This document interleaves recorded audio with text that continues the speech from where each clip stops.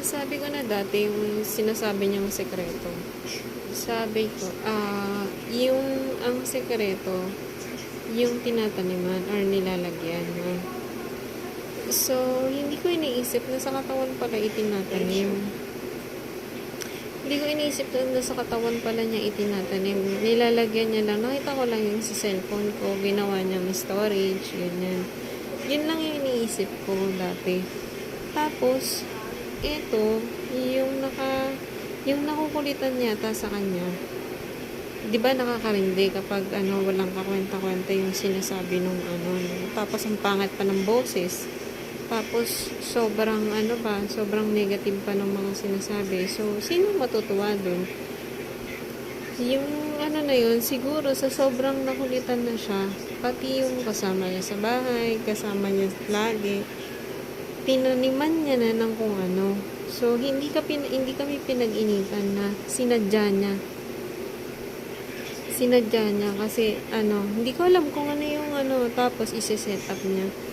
Isi-set up niya na kapag halimbawa sumama-sama sa ganito, uy, sama ka dito. Tapos paparatangan. Pinaratangan kasi siya yata eh.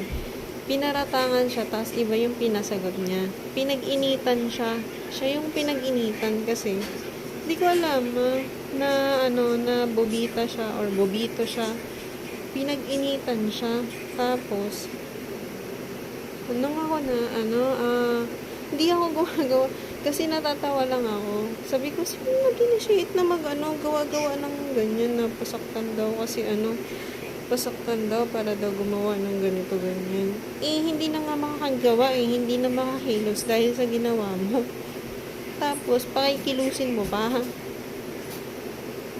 So, yun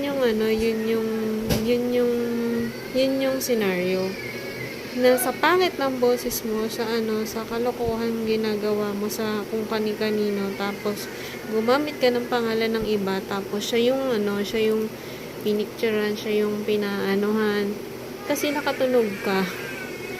Tapos nagrereklamo ka pala or nagkaso ka, ganyan. Ako hindi naman ako nagreklamo no, kasi natatawa kasi ako nun. Tapos ang narereklamo ko, bakit pinasakitan ako nito? Sabi ko, ba't parang, naalala ko na parang sobrang dali lang nito, tapos, pinapahirapan niya, pinapatagal niya, pinapatagal, or pinapahirap, na kahit madali lang, sobrang hirap para sa yung gawin na, yun pala ganun, no? Hindi ako pinag-initan, siya lang yun, no? Kasi,